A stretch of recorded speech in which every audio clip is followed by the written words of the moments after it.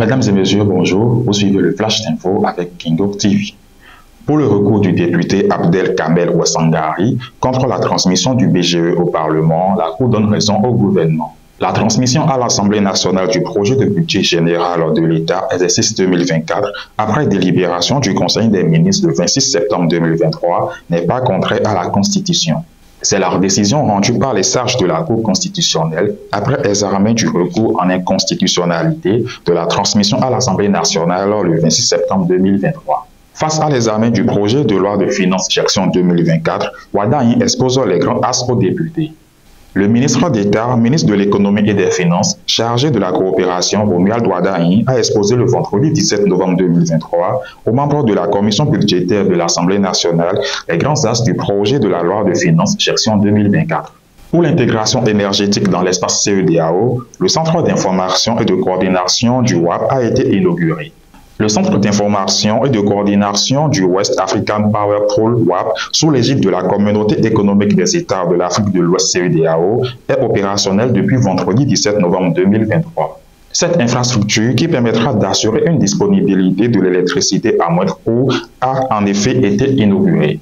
Cette inauguration a été faite en présence du secrétaire d'État béninois de l'énergie électrique, Edouard Dahomey, et un parterre de personnalités. À l'OCOSAR, 16 décisions ont été rendues à l'occasion de la fin de la session criminelle au TPI. La grande salle d'audience du tribunal de l'OCOSAR a servi de cadre à l'audience solennelle de clôture de la session criminelle 2023, conformément à la loi 2018-14. La dite loi modifiant et complétant la loi 2012-15 du 12 mars 2023 portant code de procédure pénale en République du Bénin. Parlons du projet SUID.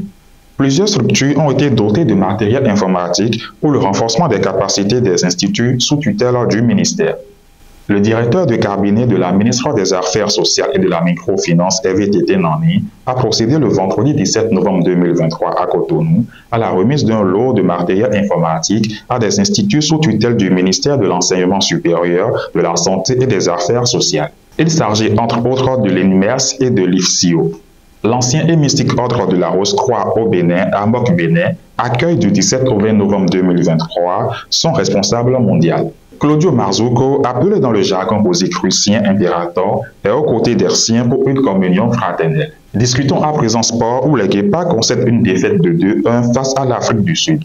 Après la campagne ratée des qualificatifs pour la CAN 2023, les Guépards du Bénin ont démarré les éliminatoires de la Coupe du Monde FIFA 2026.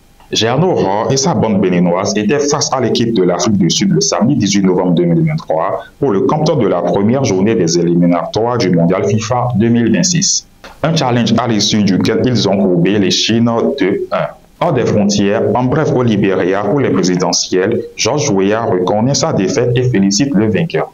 Au Sénégal, Ousmane Sonko a enregistré 2 revers judiciaires le vendredi 17 novembre 2023. Et voici l'essentiel à retenir du flash d'info de ce jour. Merci de nous avoir suivis. Portez-vous bien et à très vite.